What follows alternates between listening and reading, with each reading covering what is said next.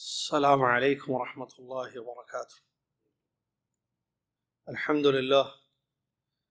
لله رب العالمين، والصلاة والسلام على رسوله الأمين، أما بعد.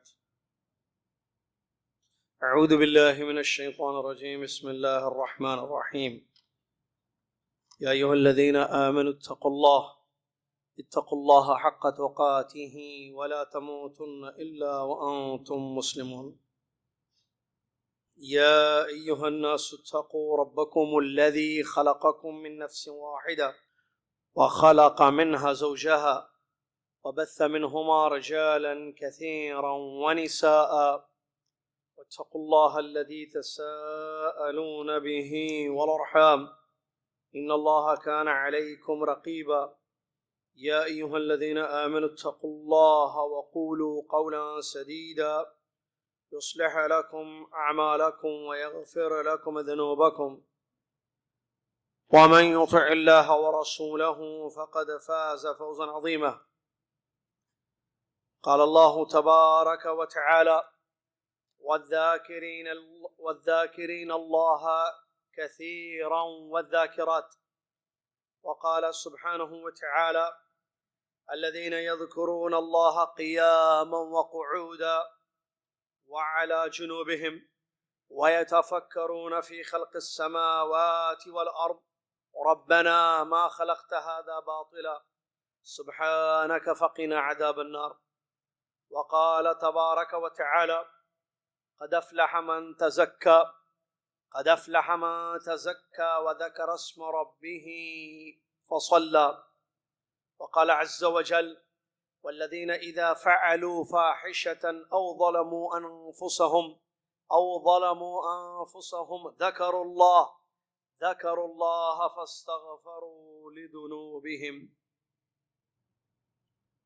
لما سألت فاطمة رضي الله عنها النبي صلى الله عليه وسلم خادما ليكفيها مؤنة العمل في المنزل، قال لها رسول الله صلى الله عليه وسلم: ألا أدلك على ما هو خير لك من خادم؟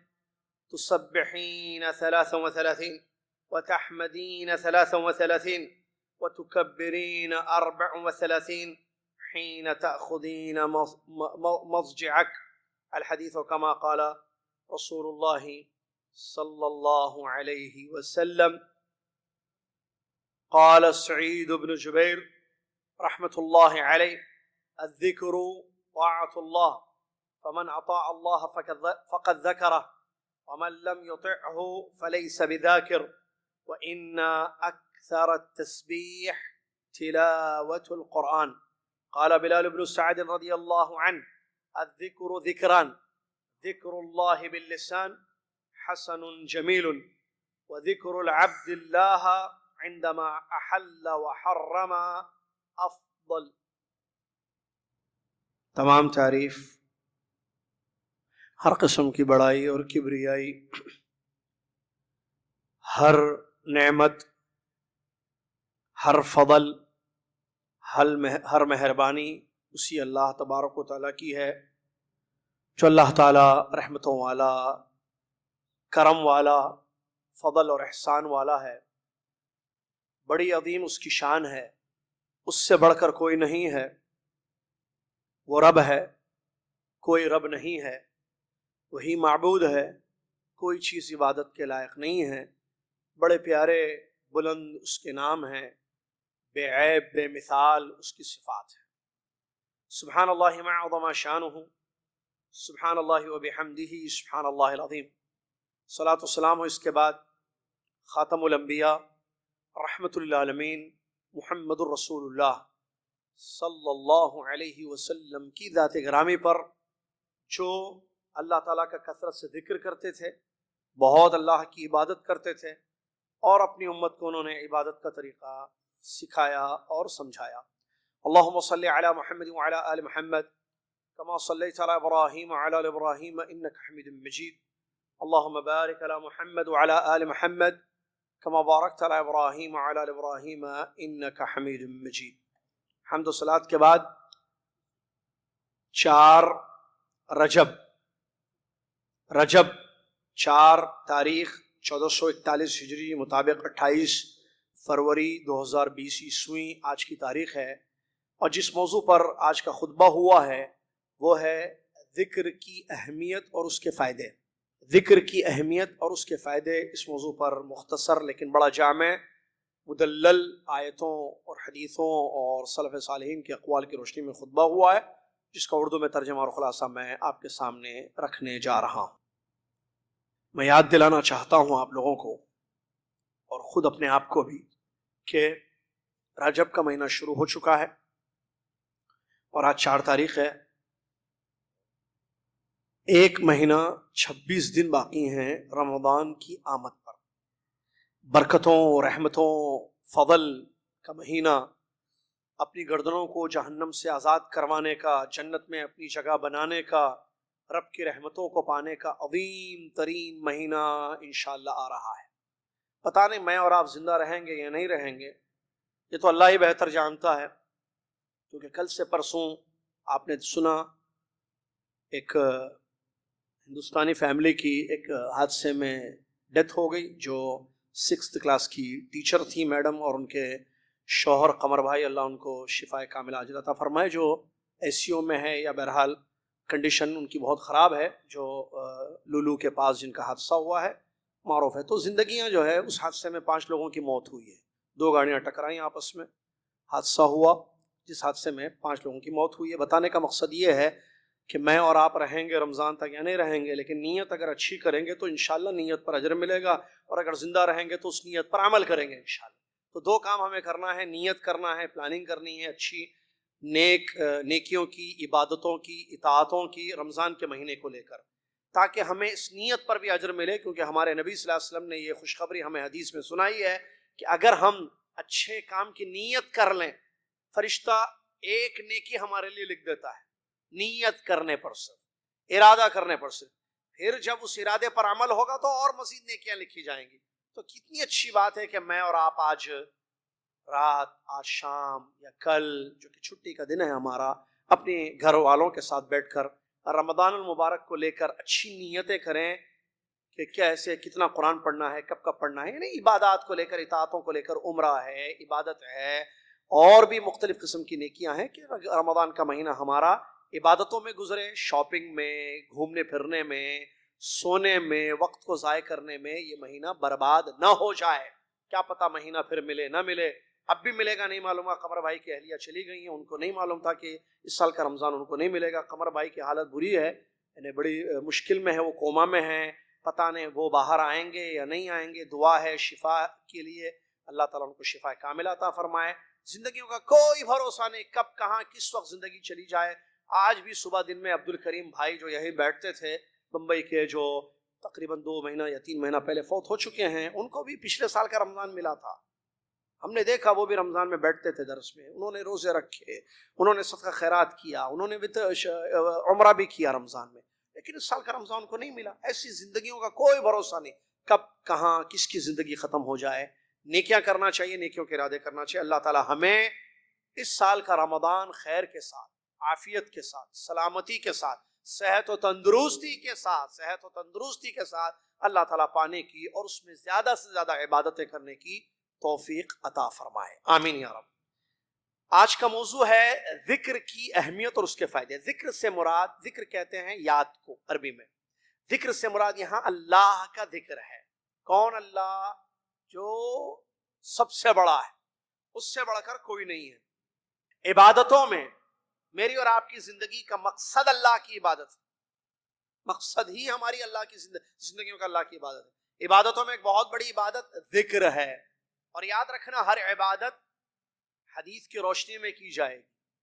یاد رکھنا عبادات خواہشات سے نہیں ہوتی ہیں، جو من چاہے ویسے آپ عبادت کر لیں، جیسا دل بولے، جیسی خواہش ہو ویسی عبادت کریں، نہیں۔ عبادت توقیفی مسئلہ ہے، جو شریعت میں جس کی اجازت دی گئی ہے وہی آپ عبادت کریں گے۔ قیامت تک فجر 2 ہی رکعت پڑھی جائے گی، آپ 3-4 نہیں پڑھ سکتے۔ جمعہ 2 ہی رکعت ہے، عمر ابن خطاب رضی اللہ عنہ کی حدیث کی روشنی میں کبھی آپ 2 سے زیادہ جمعہ نہیں پڑھ سکتے۔ رمضان کے روزے فرض ہیں، کوئی اور روزے آپ اپنے آپ پر فرض نہیں کر سکتے۔ تو عبادات توقیفی ہیں. زندگی جب تک ہوگی قربانیاں گائے بکرے اونٹوں کی ہی دی جائے گی. کوئی انسان گھوڑے کی قربانی نہیں دے سکتا ہے. مسجد کو چھوڑ کر کہیں اور اعتکاف نہیں ہو سکتا ہے. نہ کوئی عورت گھر میں کر سکتی ہے, نہ کوئی آدمی اپنی آفس میں کر سکتا ہے, نہ دکاندار اپنی دکان میں بیٹھ کر اعتکاف کر سکتا ہے. عبادات توقیفی ہیں, بتا دی گئی ہیں عبادات کب کہاں کیسے کس طریقے سے کرنا ہے. ذکر بھی عبادت ہے, کیسے کرنا ہے, کیا ذکر کرنا ہے, کس طریقے کا ذکر کرنا ہے, کتنی مرتبہ کرنا ہے, کب کرنا ہے, بتا دیا گیا ہے. جو بتا دیا گیا ہے وہ کافی ہے یا نہیں ہے؟ جو بتا دیا گیا ہے شریعت میں ذکر کافی ہے. جنت مل جائے گی اس سے انشاءاللہ. تو جب جنت اس ذکر سے جو بتا دیا گیا ہے مل سکتی ہے تو پھر اور ذکر کی کیا ضرورت. ذکر میں بھی بدعت ہوتی ہے, اسی لیے بچنا ہے اس بدعت سے, اور سنت کے مطابق اللہ کا ذکر کیا جائے. لا الہ الا اللہ آپ پڑھ سکتے ہیں, ذکر ہے, لیکن لا الہ الگ کر کے الا اللہ الگ کر کے نہیں پڑھ سکتے آپ. ایسا ذکر نہیں ہوگا, کیونکہ اس کی کوئی دلیل حدیث پاک سے نہیں ملتی ہے. سبحان اللہ ذکر ہے, لیکن سبحان میں 5 مرتبہ پڑھوں گا, اللہ 5 مرتبہ پڑھوں گا, سبحان سبحان سبحان, اللہ اللہ اللہ, یہ ذکر نہیں ہوگا, کیونکہ ایسا نہیں سکھایا ہمارے نبی محمد الرسول اللہ صلی اللہ علیہ وسلم. جو میرے اور آپ کے پیارے نبی محمد صلی اللہ علیہ وسلم نے سکھایا اس سے بہتر کوئی کام ہم نہیں کر سکتے, یاد رکھنا, کیونکہ وہ رسول اللہ تھے, نبی اللہ تھے. اللہ کی عبادت کیسی کرنی انہوں نے ہمیں بتائی. اللہ کون ہے انہوں نے بتایا ہمیں. لہذا ذکر میں بھی یاد رکھنا کہ ہم اللہ کا ذکر سنت کے طریقے پر کریں گے. مومنوں کی صفات ہوتی ہیں اہل ایمان کی. اللہ تعالیٰ مجھے اور آپ کو پکا مومن بنائے, آمین یا رب. مومنوں کی صفات ہیں جو اللہ تعالیٰ نے قرآن میں ذکر کی ہیں کہ یہ کیسے ہوتے ہیں ایمان والے. ان میں سے خاص طور سے ایک صفت کو بیان کیا گیا, اور وہ ہے ذکر کرنے والے. یہ لوگ ذاکرین ہوتے ہیں, ذکر کرنے والے ہوتے ہیں, اللہ تعالیٰ کا ذکر کرتے ہیں کثرت سے. اللہ تعالیٰ نے فرمایا وَالذَّاكِرِينَ اللَّهَ كَثِيرًا وَالذَّاكِرَاتِ, اللہ کا ذکر کرنے والے مرد اور اللہ کا ذکر کرنے والی عورتیں. اللہ نے ان کی تعریف کی, ذکر کرنے والے مرد, ذکر کرنے والی عورتیں. موسیٰ اور ہارون اللہ کے 2 بڑے عظیم پیغمبر گزرے ہیں. یہ ذکر جو ہے اللہ تعالیٰ نے پیغمبروں کو بھی اس کا حکم دیا, ایمان والوں کو بھی اس کا حکم دیا, اور جو ذکر کرنے والے ایمان والے ہیں ان کا ذکر, ان کی تعریف کی اللہ نے قرآن میں, اور پیغمبروں کی. موسیٰ اور ہارون اللہ کے پیغمبروں میں سے 2 پیغمبر ہیں. درس چل رہا ہے, قرآن و حدیث کا ترجمہ ہو رہا ہے, خطبے کا آیتوں کا ترجمہ ہو رہا ہے, حدیثیں بیان کی جا رہی ہیں, تو ظاہر بات ہے سننا چاہیے خاموش بیٹھ کر غور سے. تو آپ بھی سنیں, آپ کے ساتھ بچے بھی سنیں, کیونکہ سننے کے لیے بیٹھے ہیں سب. آیتوں کو پڑھ رہا ہوں میں, حدیثیں خطبے کا خلاصہ آپ کی خدمت میں پیش کر رہا ہوں. اللہ تعالیٰ نے فرمایا موسیٰ اور ہارون علیہ الصلاۃ والتسلیم سے, وَلَا تَنِيَا, یہ آیت ہے قرآن کی سورہ طٰہٰ کی, وَلَا تَنِيَا فِي ذِكْرِي, اے موسیٰ اور ہارون تم دونوں میری یاد سے تھکنا نہیں, میرے ذکر سے تھکنا نہیں, مطلب زیادہ میرا تم دونوں ذکر کرو. موسیٰ اور ہارون علیہم الصلاۃ والتسلیم. ذکر دل کی عبادت ہے. عبادت زبان سے بھی ہوتی ہے, جیسے تلاوت, جیسے درود پڑھنا, جیسے اللہ کا شکر ادا کرنا, اللہ کی تعریف کرنا, یہ زبان کی عبادت ہے. کچھ عبادتیں ہاتھ پیر سے ہوتی ہیں, جیسے نماز پڑھنا, عمرہ کرنا, طواف کرنا, قربانی دینا وغیرہ. کچھ عبادتوں کا تعلق دل سے ہے. تو ذکر عبادت القلب ہے, دل کی عبادت ہے, اور زبان سے اللہ کی حمد اور تعریف اس کے پیش نظر پیش کی جاتی ہے یا بتائی جاتی ہے. تو دل کی عبادتوں میں سے جیسے محبت ہے اللہ کی, دل کی عبادت ہے. اللہ کی ذات پر توکل دل کی عبادت ہے. اللہ سے ثواب کی, اجر کی امید رکھنا, یہ بھی دل کی عبادت ہے. تو بعض عبادتوں کا تعلق دل سے ہوتا ہے جس کو باطنی عبادات کہا جاتا ہے. تو یہ دل کی عبادت ہے, اور علماء نے کہا ہے کہ دل کی زندگی ہے ذکر. یعنی وہ دل جو اللہ کو یاد کرتا ہے وہ زندہ ہے, اور وہ دل جو اللہ کو یاد نہیں کرتا, اللہ کے ذکر سے غافل ہے, وہ مردہ ہے.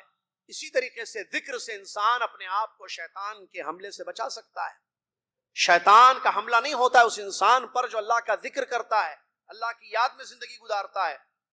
اور ذکر سے انسان اپنے رب کو راضی کرتے ہوئے اس کی جنت کا مستحق ہو سکتا ہے۔ امام سعید بن جبیر تابعی رحمۃ اللہ علیہ، عبداللہ بن عباس کے مشہور شاگرد، عبداللہ بن عباس صحابی ہیں رسول رضی اللہ تعالیٰ عنہما، ان کے شاگرد حضرت سعید بن جبیر رحمۃ اللہ علیہ بیان فرماتے ہیں الذکر طاعت اللہ، ذکر اللہ کی اطاعت ہے، تو جس نے اللہ کی اطاعت، جس نے اللہ کا ذکر کیا وہ اللہ کا مطیع اور فرما بردار ہے، اور جس نے اللہ کو نہیں یاد کیا اس کا مطلب وہ اللہ کا مطیع اور فرما بردار نہیں ہے۔ اور سب سے زیادہ ذکر تسبیح ہے، سبحان اللہ کہنا، اور سب سے زیادہ ذکر تلاوت قرآن ہے، یعنی قرآن کی کثرت سے تلاوت کرنا۔ یہ ہے قول حضرت سعید بن جبیر رحمۃ اللہ علیہ جو تابعی ہیں، عبداللہ بن عباس رضی اللہ تعالیٰ عنہما کے شاگرد ہیں۔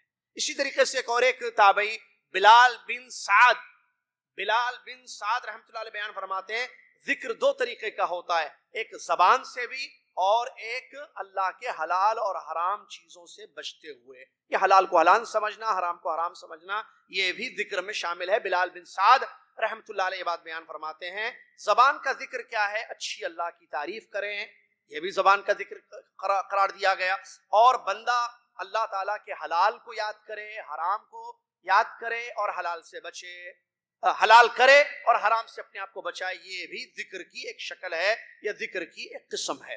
حقیقت کیا ہے ذکر کی، جس بات کو آپ کے سامنے پیش کر رہے ہیں، حقیقت یہ ہے کہ دل الجوارح اللہ کو یاد کرتے رہیں، دل میں اللہ کی یاد بسا لیں اور اعضائے جسمانی سے اللہ تعالیٰ کی عبادت کریں، تو یہ ہے حقیقت ذکر کی۔ علامہ ابن رجب رحمۃ اللہ علیہ جو شیخ الاسلام ابن تیمیہ کے مشہور شاگرد ہیں، بیان فرماتے ہیں انما العیش اللہ تبقى منک جارحۃ الا وہی تجاذبک الی طاعت اللہ، اصل عیش زندگی میں تو یہی ہے، کامیابی یہی ہے کہ آپ کے جسم کا کوئی بھی پارٹ ایسا نہ ہو، کوئی بھی حصہ ایسا نہ ہو جو آپ کو اللہ کی اطاعت کی طرف نہ ابھارے، یعنی اللہ کی اطاعت کرنا آنکھ سے، کان سے، زبان سے، ہاتھ سے، پیر سے، یہ جو ہے اصل کامیابی، اصل زندگی ہے، اصل عیش ہے۔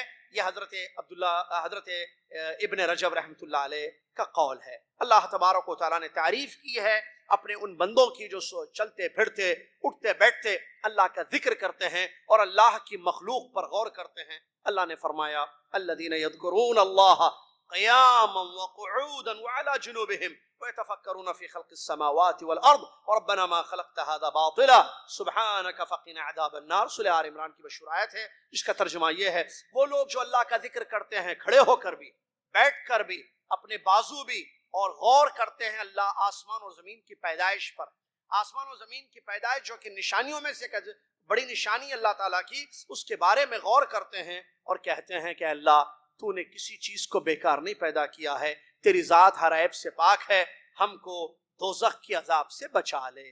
تو اس آیت میں اہل ایمان کی یا نیک لوگوں کی صفت بیان کی گئی ہے، وہ ہر حال میں اللہ کا ذکر کرتے ہیں، کھڑے ہوں تو ذکر کرتے ہیں، بیٹھے رہیں تو اللہ کا ذکر کرتے ہیں۔ آپ کو معلوم ہونا چاہیے ذکر قوت ہے، پاور، طاقت ہے، ذکر طاقت ہے، سبحان اللہ۔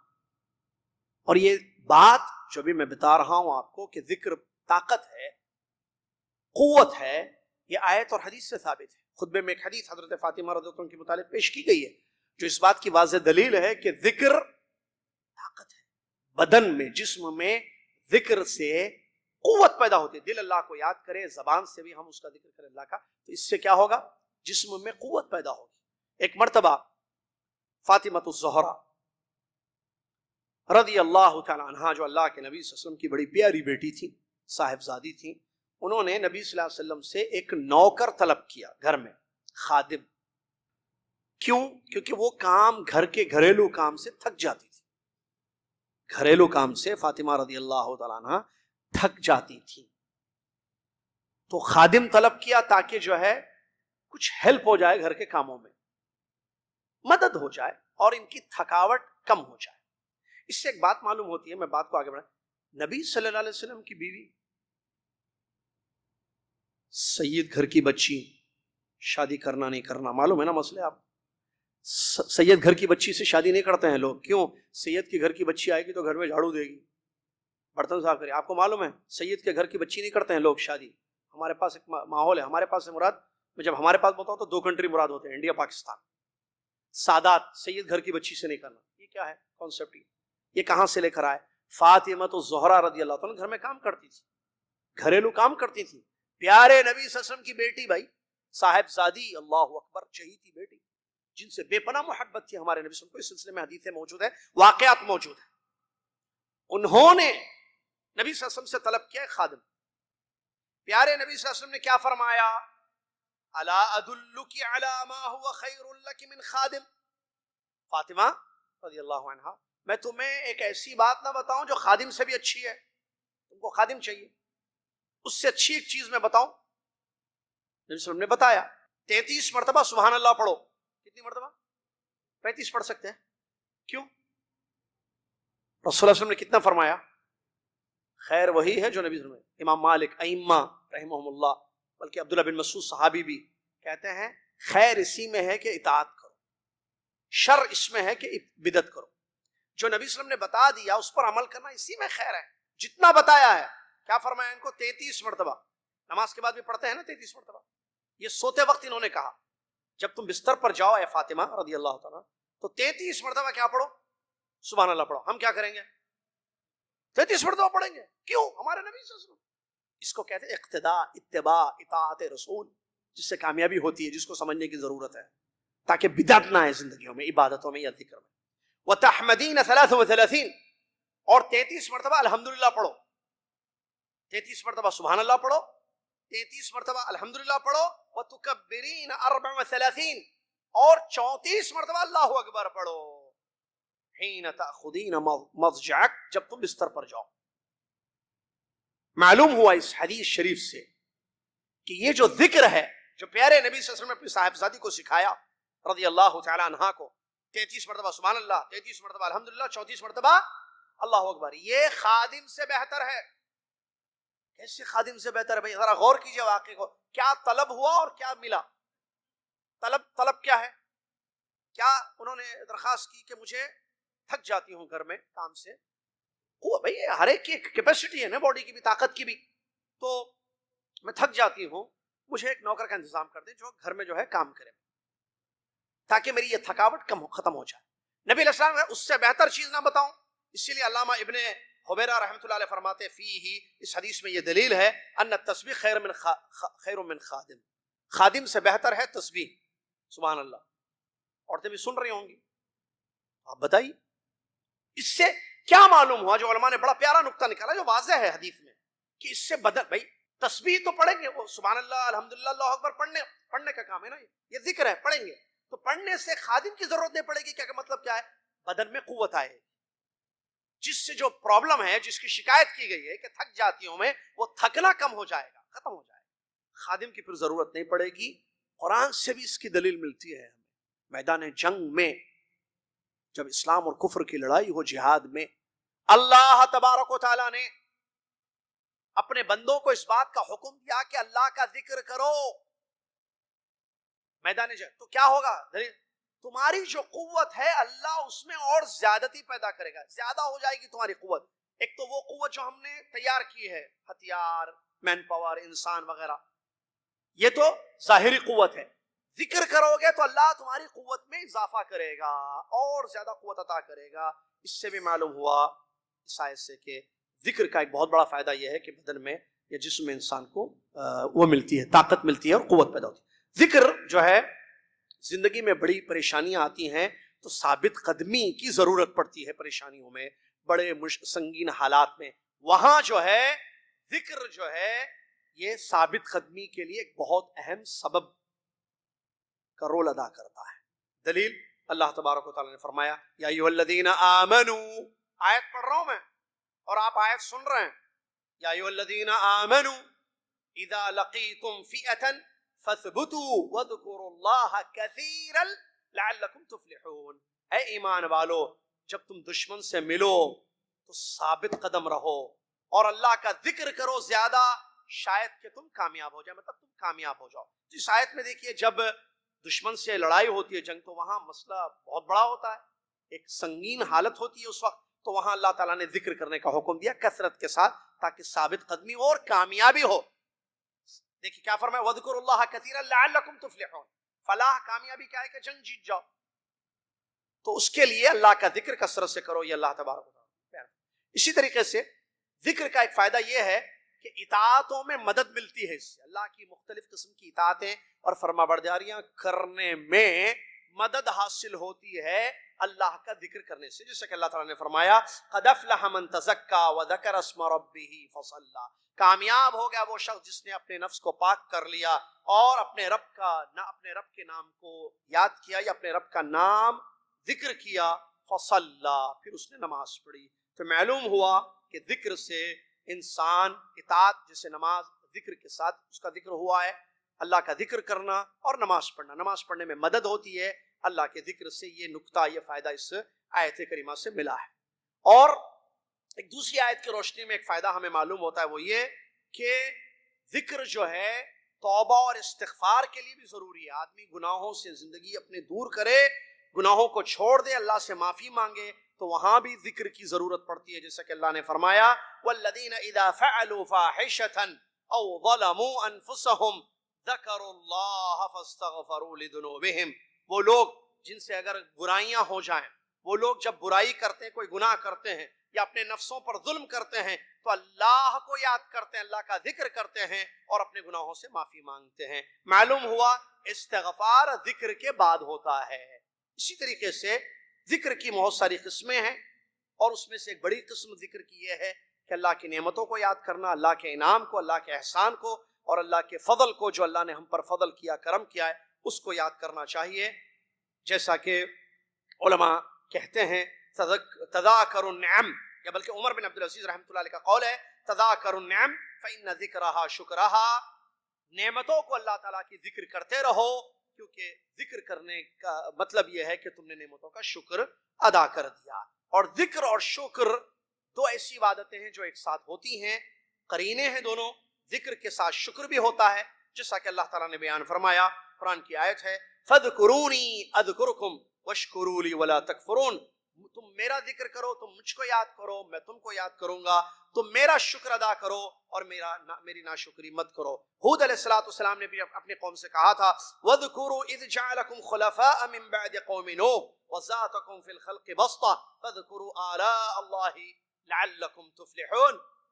ہود علیہ السلام نے اپنی قوم سے کہا تھا اے میری قوم، وَاذْكُرُوا، یاد کرو وقت جب اللہ نے تم کو خلیفہ بنا دیا قوم نوح کے بعد، اور تمہاری پیدائش میں یعنی تمہارے جسموں میں طاقت ادا کی اور اس کو مضبوط کیا، تو تم اللہ کی مختلف نعمتوں کو یاد کرو، شاید کہ تم اس کے ذریعے کامیابی حاصل کر سکو۔ اسی طریقے سے ایک آیت ہے جس میں اللہ تعالیٰ نے فرمایا فَاذْكُرُوا آلَاءَ اللَّهِ، اللہ کی نعمتوں کو تم یاد کرو، لہٰذا اللہ کی نعمتیں، اللہ کا کرم ہم پر جو ہے اس کو کثرت سے یاد کرنا چاہیے۔ اسی طریقے سے حدیث قدسی ایک پیش کی جا رہی ہے جو بہت بڑی حدیث ہے پیارے نبی صلی اللہ علیہ وسلم کی، جس حدیث سے ہمیں ذکر کی فضیلت معلوم ہوتی ہے کہ اللہ کو یاد کرنے کا فائدہ یا اس کی فضیلت کیا ہے۔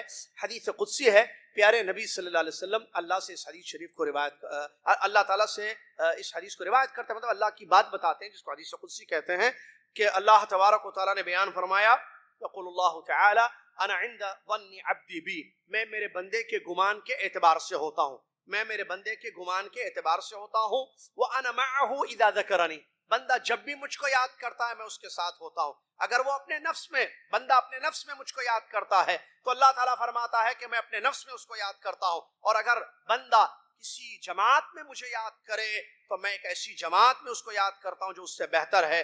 بندہ ایک بالش میرے قریب آتا ہے تو میں ایک ہاتھ اس کے قریب جاتا ہوں، بندہ ایک ہاتھ میرے قریب آتا ہے تو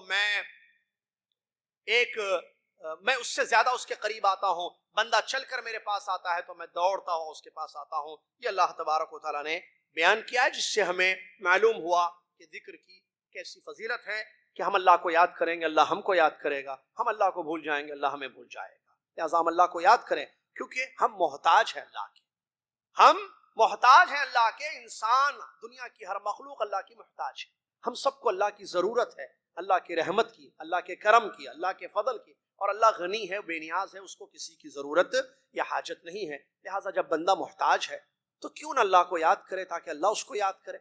اللہ کا ذکر کرے، اللہ کی عبادت کرے. اور جب اللہ کا ذکر ہو رہا ہے جیسے مجلس ہے تو اس مجلس کا ادب و احترام اس کے پاس ہو.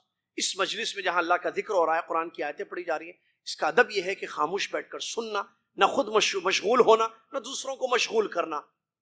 یہ بھی جو ہے آداب میں سے ہے ذکر کے. معاذ بن جبل رضی اللہ تعالیٰ عنہ نے بڑی اچھی بات بیان فرمائی ہے، جس سے معلوم ہوتا ہے کہ طلب علم بھی ذکر ہے.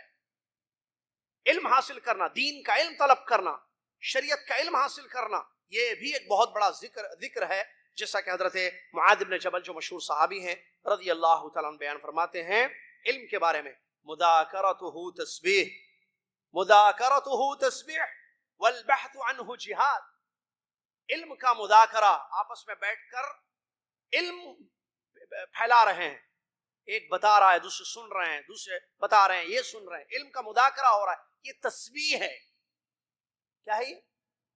ڈسکس کرنا شریعت کے بارے میں، کتاب و سنت کے بارے میں. علم کا مذاکرہ جو ہوتا ہے مجلس میں، جیسے اسٹوڈنٹس بیٹھتے ہیں یا استاد شاگرد بیٹھتے ہیں، طلبہ آپس میں بیٹھتے ہیں، مذاکرہ جو ہوتا ہے، اس کے بارے میں معاذ بن جبل رضی اللہ عنہ فرماتے ہیں یہ تسبیح ہے. یہ تسبیح ہے، سبحان اللہ جیسے پڑھا ویسی تسبیح ہے یہ. اور علم کو تلاش کرنا، جیسے آپ کتابیں پلٹاتے ہیں، دیکھتے ہیں آیتوں کو، تفسیر کو، حدیث کو، یہ جو بحث ہوتی ہے علم کی، یہ جہاد ہے. یہ حضرت معاذ بن جبل رضی اللہ عنہ نے بیان فرمایا. علامہ ابن رجب رحمۃ اللہ علیہ کا قول ہے، کہتے ہیں العلم افضل انواع الذکر. ذکر کی کئی قسمیں ہیں، ان میں سب سے افضل ذکر اللہ کا اگر کیا جا سکتا ہے تو وہ علم کی طلب ہے، علم حاصل کرنا ہے. اور یہ جہاد کی قسموں میں سے ایک قسم کا جہاد ہے کہ انسان اللہ کے دین کو سمجھنا چاہتا ہے یا اللہ کے دین کا علم حاصل کرنا چاہتا ہے. علامہ عطا خراسانی جو تابعی گزرے ہیں رحمۃ اللہ علیہ بیان فرماتے ہیں مجالس الذکر، مجالس الحلال والحرام، کیف تشتری وتبیع وتصلی وتصوم وتنکح وتطلق وتحج واشبہ ھذا. انتہا کلامہ رحمہ اللہ. حضرت عطا خراسانی رحمۃ اللہ علیہ بیان فرماتے ہیں مجالس الذکر کیا ہیں؟ ذکر کی مجلسیں کیا ہیں؟ ایسی مجلس جس میں حلال و حرام بتایا جا رہا ہے کتاب و سنت کی روشنی. ایسی مجلس جس میں آپ پڑھتے ہیں، سیکھتے ہیں کہ کیا خریدنا جائز ہے، کیا بیچنا جائز. یہ مجلس ہے ذکر کی. اسی طریقے سے ایسی مجلس جس میں آپ نماز کے بارے میں احکام کو پڑھتے ہیں، سنتے ہیں کہ نماز کیسی پڑھنی چاہیے، نبی صلی اللہ علیہ وسلم کا طریقہ کیا ہے، نماز کے متعلق حدیثیں یا اقوال پیش کیے جا رہے ہیں. یہ مجلس، جس مجلس میں نماز کا درس ہو رہا ہے، نماز کے بارے میں بتایا جا رہا ہے کتاب و سنت کی روشنی میں، یہ بھی مجلس کیا ہے؟ ذکر کی مجلس. اسی طریقے سے ایسی مجلس جس میں روزوں کے متعلق باتیں ہو رہی ہیں، روزہ کیسا فرض ہوا، کب ہوا، سحری کے مسائل، روزوں کے مسائل، یہ بھی مجلس کیا ہے؟ ذکر کی مجلس ہے. اسی طریقے سے نکاح اور طلاق کے مسائل جہاں جس مجلس میں پیش کیے جائیں وہ بھی ذکر کی مجلس ہے. اسی طریقے سے حج، عمرہ وغیرہ کے جو مسائل پیش کیے جائیں، یہ تمام مجلسیں بھی ذکر کی مجلسیں ہیں. یہ علامہ عطا خراسانی رحمۃ اللہ علیہ بیان فرماتے ہیں. اللہ تعالیٰ نے قرآن میں اس بات کا حکم دیا ہے کہ مسجدوں کو آباد کیا جائے. بابری مسجد چلے گئی نا، مسجدیں ہیں نا دنیا میں بہت ساری. مسجدوں کا مقصد کیا؟ مسجد کیوں بنائی جاتی ہے؟ بتائیے آپ، کیا مقصد ہے؟ اس کا ایک اہم ترین مقصد اللہ کا ذکر قائم ہو. باتیں کرنے کے لیے نہیں ہے مسجد، کھیلنے کی جگہ نہیں ہے مسجد، فتنہ و فساد کرنے کی مسجد جگہ نہیں ہے. مسجد اپنے باہر گمشدہ چیزوں کو تلاش کرنے کی جگہ نہیں ہے. مسجد اس لیے تعمیر کی جاتی ہے، بنائی جاتی ہے کہ اللہ کی عبادت ہو، اللہ کا ذکر ہو، نماز قائم ہو، اور وہاں جو ہے دین کی باتیں ہوں، قرآن کی تلاوت ہو، مختلف قسم کی عبادتیں کی جائیں. اور ان میں ایک اہم ترین عبادت اللہ کا ذکر ہے. دیکھیے یہ آیت جو اللہ تعالیٰ نے بیان فرمائی، قرآن کی ایک آیت، اللہ تعالیٰ نے کیا بیان فرمایا ہے؟ فی بیوت اذن اللہ ان ترفع ویذکر فیہا اسمہ یسبح لہ فیہا بالغدو والآصال. یہ آیت ہے جس کا ترجمہ یہ اللہ تعالیٰ اللہ کے گھروں میں. اللہ کے گھر کیا ہیں؟ کس کو کہتے ہیں اللہ کا گھر؟ مسجد. فی بیوت، گھروں میں، مطلب اللہ کے گھروں میں، مساجد میں اللہ نے یہ حکم دیا ہے کہ اللہ کا نام لیا جائے، مسجدوں میں اللہ کا نام بلند ہو اور اللہ کا ذکر کیا جائے، اور صبح اور شام مساجد میں اللہ کی تسبیح بیان کی جائے. معلوم ہوا ذکر کی سب سے بڑی اگر کوئی جگہ ہے دنیا میں تو وہ مسجد ہے، جہاں اللہ کا ذکر کیا جائے، انسان اللہ کا نام لے، سبحان اللہ پڑھے، الحمدللہ پڑھے، تسبیحات پڑھے، قرآن کی تلاوت ہو، قرآن کا درس ہو، حدیث کا درس ہو، مجالس علم ہو. یہ سب جو ہے مساجد میں ہونا چاہیے. امام سعدی رحمۃ اللہ علیہ اس آیت کی تفسیر میں بیان فرماتے ہیں یدخل فی ذلک الصلاۃ کلھا، نماز بھی اس میں شامل ہے، کیونکہ نماز انسان مسجد میں پڑھتا ہے تو وہ بھی ذکر ہے، اس میں تلاوت ہوتی ہے، تسبیحات ہوتی ہیں، اور خود نماز بذات خود ایک ذکر بھی ہے۔ اسی طریقے سے نماز، قرآن کی تلاوت، تسبیح، تحلیل، اور بھی مختلف تعلیم دینا، پڑھانا، قرآن پڑھانا، حدیث پڑھانا، اعتکاف کرنا مسجد میں، اور بھی اس کے علاوہ جو مختلف قسم کی عبادات کی جاتی ہیں، یہ سب شامل ہیں مساجد کو آباد کرنے میں۔ تو جب یہ چیز ہوگی تو پھر کسی کی ہمت نہیں ہوگی مسجد کی طرف رخ کرنے کی۔ لیکن مسجد اگر ویران کر دی جائے، نہ لوگ نماز پڑھیں اس میں، نہ اللہ کا ذکر ہو، تو پھر مسجد کیا فائدہ ہوا اس مسجد کا، بتائیے؟ تو پھر دشمن تو نگاہ رکھے گا نا اس مسجد کی طرف، پھر اس مسجد کو ڈھانے ختم کرنے کی تو کوشش کریں گے۔ کیوں؟ آباد نہیں ہے نا لوگوں سے مسجد۔ مساجد کو آباد کرنا اہل ایمان کی صفت ہے، یہ چیز ہونی چاہیے، اس بات کو ذہن میں رکھیں۔ اگر ہم سلف صالحین کی زندگیوں کا مطالعہ کریں، صحابہ رضی اللہ عنہم، تابعین، تبع تابعین رحمہم اللہ، ان کی پوری زندگیوں کی سٹڈی کریں، مطالعہ کریں، کیسے ان کی زندگیوں میں اللہ کا ذکر تھا، صبح شام اللہ کا ذکر کرتے تھے، نمازوں کے پابند تھے، روزانہ قرآن پڑھتے تھے، رمضان نہیں، رمضان قرآن پڑھنے والے نہیں تھے سلف ہمارے رحمہم اللہ، بلکہ صبح و شام قرآن کی تلاوت کرنے والے حافظ قرآن تھے، چلتے پھرتے اللہ کے کلام کا ذکر کرتے تھے، اور دلوں میں اللہ کی یاد زندہ تھی، زبانوں پر اللہ کا ذکر تھا، اطاعت اور فرما برداری کی زندگی ان لوگوں نے گزاری۔ عبداللہ بن مسعود رضی اللہ عنہ ایک آیت کی تفسیر میں کہتے ہیں، آیت ہے اتقوا اللہ حق تقاته، جو عام طور پر خطبے کے شروع میں، ہم بھی اپنے درس کے شروع میں وہ آیت پڑھتے ہیں، یا ایھا الذین آمنوا اتقوا اللہ حق تقاته، اے وہ لوگوں جو ایمان اللہ سے ڈرو جیسے اس سے ڈرنے کا حق ہے، یہ ترجمہ آیت کا۔ اس آیت کی تفسیر میں حضرت عبداللہ بن مسعود رضی اللہ عنہ فرماتے ہیں، اس آیت کا مطلب کیا ہے؟ ڈرو جو اللہ نے کہا، تو ڈرنے کا مطلب کیا ہے؟ اللہ کی اطاعت کی جائے، نافرمانی نہیں، اللہ کو یاد کیا جائے، بھولنا نہیں، اللہ کا شکر ادا کیا جائے، ناشکری نہیں۔ تو وہ تین چیزیں تقوی میں عبداللہ بن مسعود رضی اللہ عنہ نے بیان فرمائی ہے، اطاعت کرنا، ذکر کرنا اللہ کا، اور اللہ کا شکر ادا کرنا۔ علامہ ابن رجب رحمۃ اللہ علیہ فرماتے ہیں، یذکر فلا ینسا کا مطلب یاد کرنا، بھولنا نہیں اللہ کو، مطلب بندہ اپنے دل سے اس بات کو یاد کرے کہ اللہ نے اس پر احکام نازل کیے ہیں، اور اس کے اعضاء جسمانی سے اللہ کی اطاعت اور فرما برداری کرے، اور منع کردہ چیزوں سے اپنے آپ کو بچائے۔ علامہ ابن وہب رحمۃ اللہ علیہ فرماتے ہیں، سنیے، علامہ ایک واقعہ پیش کیا گیا ہے آخر میں خطبے کے۔ امام مالک رحمۃ اللہ علیہ کو تو جانتے ہوں گے آپ، امام تو بہت گزرے ہیں دنیا میں، ان میں کچھ مشہور ہوئے ہیں، ان میں سے امام مالک رحمۃ اللہ علیہ بھی ہیں۔ امام مالک رحمۃ اللہ علیہ کی بہن سے ایک سوال کیا علامہ ابن وہب، جو امام مالک کے شاگرد ہیں رحمۃ اللہ علیہ، انہوں نے کہا کہ گھر میں امام مالک رحمۃ اللہ علیہ کیا کرتے ہیں؟ بہن سے ان کی ہمشیرہ سے پوچھا، یہ جو ہمارے استاد محترم ہیں، شیخ ہیں امام مالک رحمۃ اللہ علیہ، یہ گھر میں کیا کرتے ہیں؟ تو کہا گھر میں المصحف التلاوت، گھر میں ان کا اکثر کام تلاوت، مصحف، اس کو مصحف کہتے ہیں، جس کو ہم اردو میں قرآن بولتے ہیں، یہ مصحف ہے۔ تو ان کی بہن نے بتایا گھر میں اکثر میں نے دیکھا کہ وہ تلاوت میں رہتے ہیں، مطلب قرآن کی تلاوت کرتے رہتے ہیں، اللہ کے کلام کی تلاوت میں ان کی زندگی رہتی ہے۔ شیخ بن باز رحمۃ اللہ علیہ یہاں کے بہت بڑے مفتی اور عالم دین گزرے ہیں، نابینا تھے، بہت بڑے عالم دین مفتی تھے۔ ان کے بارے میں آتا ہے کہ اکثر ان کی زبان پر اللہ کا ذکر ہوا کرتا تھا، حتیٰ کہ اگر کوئی لوگ سوالات وغیرہ بھی کرتے، جیسے ایک آدمی سوال کرتا، کچھ فتویٰ طلب کرتا، اس کے بعد دوسرا مستفتی آتا، وہ سوال کرتا، تو اس کے درمیان بھی جو تھوڑا سا چند سیکنڈ کا وقت ہوتا ہے، اس میں بھی وہ اللہ کا ذکر کرنے میں اپنی زبان کو مشغول کرتے تھے۔ اس میں کوئی شک نہیں ہے کہ ذکر بہت بڑی نعمت ہے، دلوں کو سکون ملتا ہے، اور اللہ کی رضا اس سے حاصل ہوتی ہے، لہٰذا انسان ذکر میں زندگی گزارنا چاہیے۔ ہمارے نبی علیہ السلام، ذکر میں ایک بہت بڑا ذکر ہے جو ہر فرض نماز کے بعد ہم پڑھتے ہیں، اگر نہیں پڑھتے ہیں تو آپ سے میں گزارش کروں گا کہ اس ذکر کو ضرور پڑھیے آپ۔ ذکر دعا ہے، وہ دعا ہے جس کے بارے میں شیخ الاسلام ابن تیمیہ رحمۃ اللہ علیہ کا قول بتا دوں، وہ دعا بتانے سے پہلے میں، شیخ الاسلام ابن تیمیہ رحمۃ اللہ علیہ فرماتے ہیں، میں نے نبی صلی اللہ علیہ وسلم کی دعاؤں پر غور کیا، نبی صلی اللہ علیہ وسلم کی جتنی دعائیں، بہت ساری دعائیں نبی صلی اللہ علیہ وسلم پڑھتے تھے، نبی صلی اللہ علیہ وسلم کی دعاؤں پر میں نے غور کیا، بہت غور کیا، اس کے معنی پر، اس کے ترجمے پر، تفسیر پر۔ سب سے بڑی دعا اگر مجھے کوئی نظر آئی، سب سے عظیم دعا میننگ کے اعتبار سے، تو وہ یہ دعا ہے۔ کیا ہے وہ؟ اللہم اعنی علی ذکرک و شکرک و حسن عبادتک۔ ترجمہ کیا ہے اس کا دیکھیے، دعاؤں میں کہتے ہیں شیخ الاسلام ابن تیمیہ رحمۃ اللہ علیہ، میننگ کے اعتبار سے جامع عظیم ترین اگر کوئی دعا ہے تو وہ یہ دعا ہے، اگر اس کے ایک ایک لفظ پر آپ غور کریں. اور یہ دعا نبی صلی اللہ علیہ وسلم نے فرمایا, پہلے دعا کی دلیل سنیں, یہ دعا کہاں سے ملی ہمیں. ابو داؤد اور نسائی کی صحیح سند سے روایت ہے, معاذ بن جبل رضی اللہ عنہ کو وصیت کی پیارے نبی صلی اللہ علیہ وسلم. وصیت ہے ہمارے نبی صلی اللہ علیہ وسلم کی, معاذ بن جبل, اوصیک یا معاذ, اے معاذ رضی اللہ عنہ, میں تمہیں وصیت کرتا ہوں, کیا, لا تدعن فی دبر کل صلاۃ تقول اللہم اعنی علی ذکرک و شکرک و حسن. اے معاذ میں تمہیں وصیت کرتا ہوں, وصیت بہت ضروری بات بتانے کو کہتے ہیں وصیت.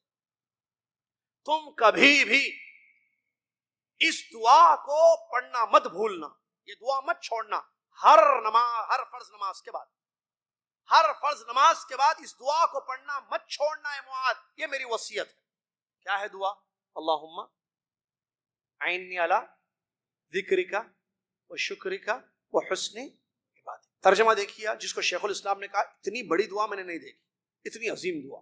اللہم, اے اللہ, اعنی میری مدد کر. ورڈز پر غور کیجئے, دعا کی, اے اللہ اعنی میری مدد کر. کس چیز پر؟ تیرے ذکر کرنے پر. اللہم اعنی علی ذکرک, تیرا ذکر کروں تو میری مدد کر. وہ شکرک, اور تیرا شکر کروں تو میری مدد کر. اور اچھی عبادت کروں تیری, تو میری مدد کر. ذکر, شکر, اچھی عبادت, کیا باقی ہے بتائیے. اچھا مدد اللہ سے مانگ, کیونکہ اللہ, دیکھیں غور کیجئے, ذکر عبادت ہے نا, عبادت میں اللہ کی مدد چاہیے, مدد چاہیے نا. کتنے لوگوں کو رمضان ملا پچھلا؟ ہم تو زندہ ہی تھے نا, ابھی بھی زندہ ہے, تو اس کا مطلب تھے لاسٹ ایئر زندہ. اب دیکھیں ہم جو بیٹھے ہوئے ہیں یہاں, جتنے میں اور آپ, پچھلے سال کا رمضان ملا, ہم میں سے کتنے لوگوں نے کتنا اللہ کا ذکر کیا؟ میں اپنے بارے میں جانتا ہوں, آپ اپنے بارے میں جانتے ہیں. اللہ کی مدد کی کتنی, بعض لوگوں نے بہت زیادہ ذکر کیا ہوگا, بعض لوگوں نے کم کیا. کیوں؟ اللہ کی مدد ان کے ساتھ تھی. آپ نے مانگی اللہ سے مدد, توفیق مانگی, تو مدد اللہ, لا حول ولا قوت الا باللہ, کنز من کنوز الجنہ. آپ اطاعت کرنا ہے, اللہ کی مدد چاہیے. نافرمانی سے بچنے کے لیے ہمت اللہ دے. ہر جگہ ہم اللہ کے محتاج ہیں. تو اللہم اعنی, اے اللہ میری مدد کر. کس چیز پر؟ 3 چیزوں پر, کہ تیرا ذکر کرتا رہوں. تو اللہ مدد کرے گا. اللہ سے مدد مانگ رہے تو اللہ مدد دے گا, مدد کرے گا. جب مدد ہوگی تو ذکر بہت ہوگا اللہ کا. شکر پر بھی تیری مدد چاہیے, اللہ میں شکر گزار زندگی گزاروں, تو میری مدد کر. وہ حسن عبادت, اچھی عبادت کرو. حسن عبادت وہی عبادت جس کو اللہ پسند کرتا ہے, اللہ راضی ہوتا ہے جس سے. اور عبادت زندگی کا مقصد ہے, جس میں نماز, روزہ, حج, زکوٰۃ وغیرہ ساری عبادتیں آ گئی. ہم اللہ سے مدد مانگ رہے ہیں. بہت بڑی دعا ہے, یاد رکھنا اور پڑھتے رہنا.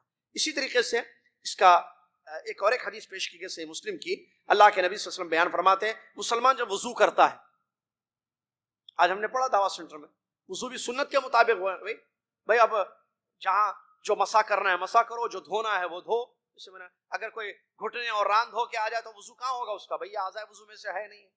اور سر کا مسا کرنا ہے, اگر سر کے مسا کی جگہ کوئی جو ہے ایسے یہ بغل کے مسے کر کے آ جائے, ادھر سے ادھر ایسے کر لے, تو یہ مسا صحیح نہیں ہوگا اس کا, کیونکہ مسا سر کا کرنا ہے, سنت یہ ہے. آپ یہاں کہاں ادھر مسا کر کے آ رہے ہیں. تو وضو بھی سنت کے مطابق ہونا چاہیے, کیونکہ وہ بھی ایک عبادت ہے, طریقہ ہے, سمجھنے کی ضرورت ہے. بڑی تکلیف ہوتی ہے. جیسے ہمارے ایک بہت بڑے شیخ تھے, استاد تھے, مالیگاؤں میں آئے تھے ایک مرتبہ, انہوں نے محاضرہ دیا, درس دیا. جب مالیگاؤں میں طالب علم تھے تو انہوں نے بیان کیا کہ اگر میں بتاؤں بہت سارے مسلمانوں کو جائیں وضو خانے میں دیکھیں جب وہ وضو کرتے ہیں, کتنی غلطیاں وضو میں ان کی ہوتی ہیں. کہاں ہے ہماری امت؟ وضو نہیں سیکھا ہم نے نبی صلی اللہ علیہ وسلم کا.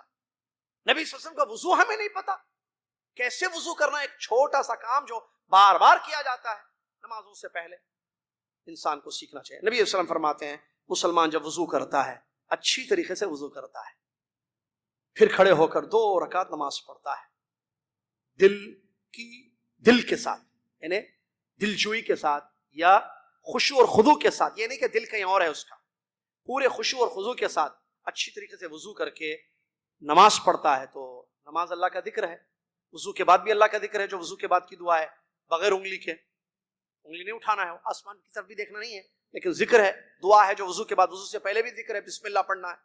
بھول جائیں, بیچ میں یاد آ جائے تو بسم اللہ ہی اولہ آخرہ, بسم اللہ پڑھے. بھول بیچ میں یاد آئے تو بیچ میں بسم اللہ پڑھنا ہے, اور یاد نہ آ گئے بسم اللہ بھول گئے پڑھنا, آخر میں وضو ختم ہو جائے تو وضو کے بعد کی ایک دعا ہے وہ پڑھنا چاہیے.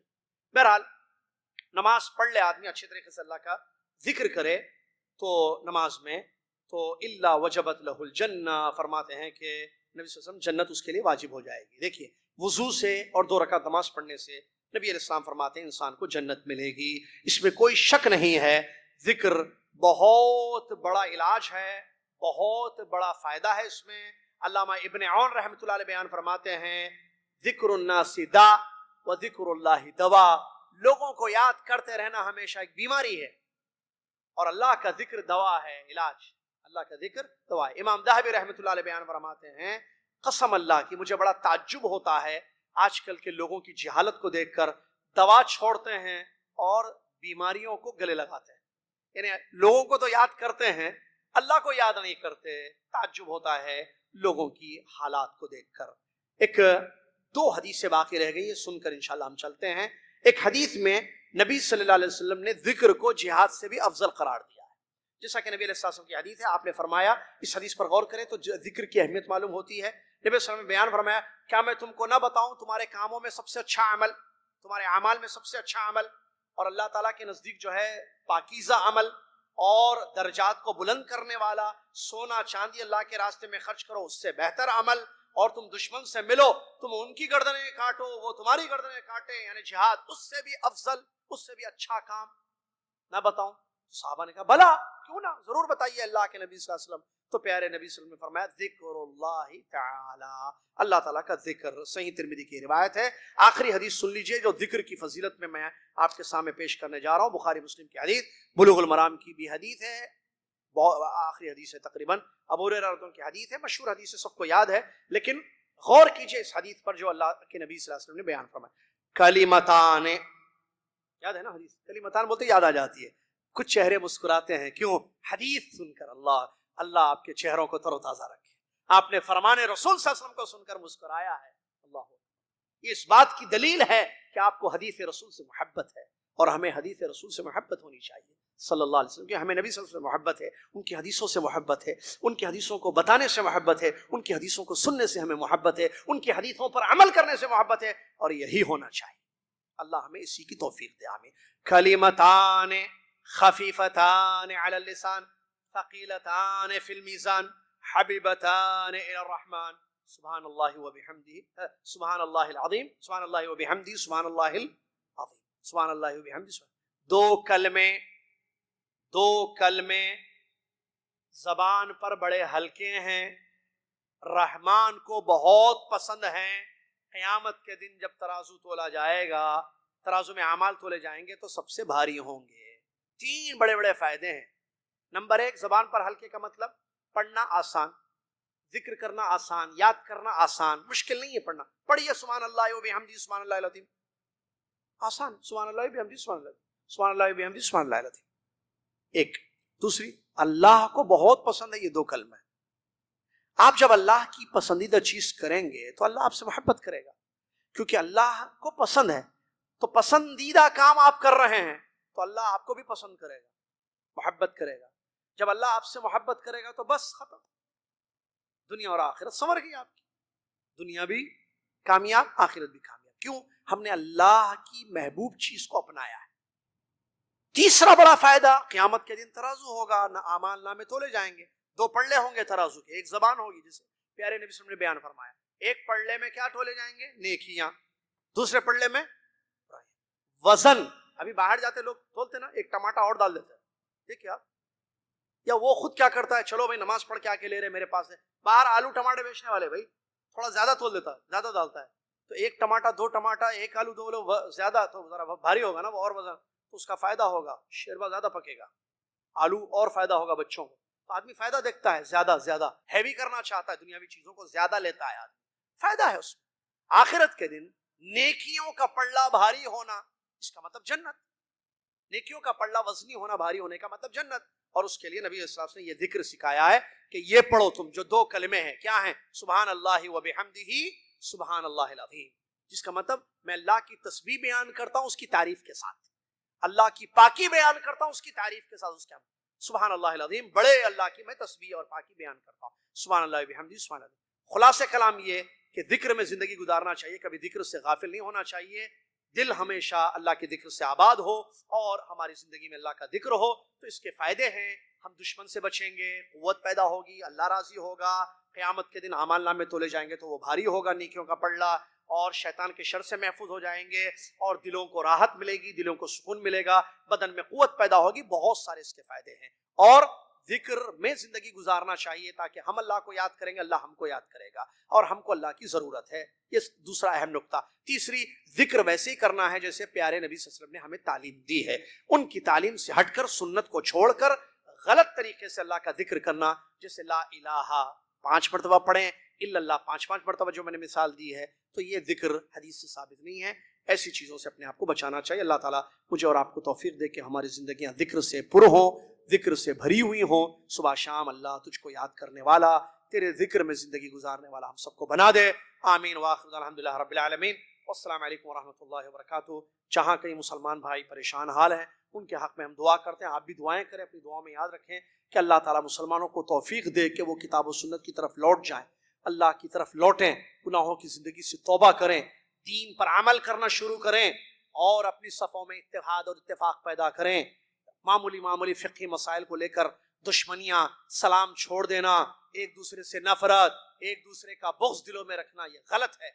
مسئلے کا اختلاف اپنی جگہ ہے، دلوں کا اختلاف نہ بنے گی، دل دور نہ ہو، مسلمان ایک ہیں، سارے دنیا کے مسلمان ایک ہیں، ایک صف میں کھڑے ہونا، ایک دوسرے کی عزت، ایک دوسرے کا احترام، ایک دوسرے کی مدد، ہم سب کی ضرورت ہے۔ صفوں میں یونٹی ضروری ہے، اختلافات کو ختم کریں، ایک مسلمان دوسرے مسلمان کے ساتھ جڑ جائے، مل جائے، اور جس قدر ہو سکتا ہے اپنے بھائیوں اور بہنوں کے لیے جہاں کہیں دنیا میں پریشان ہیں، ہاتھ اٹھا کر دعا کیجئے۔ آج جمعہ کا دن ہے، ایک حدیث میں بتا دوں آپ کو، حدیث کی روشنی میں ایک بات بتا دوں، جمعہ کے دن ایک گھڑی ایسی ہوتی ہے جب بندہ کوئی بھی چیز اللہ سے مانگتا ہے تو اللہ اس کو ضرور دیتا ہے۔ اس کے بارے میں علماء کہتے ہیں تقریباً عصر اور مغرب کے درمیان کا وہ ٹائم ہوتا ہے، ایک ایسی گھڑی جس میں کچھ بھی مانگ لو آپ اللہ سے، اللہ ضرور آپ کو دے دے گا۔ عصر اور مغرب کے درمیان کا وہ لمحہ ہوتا ہے۔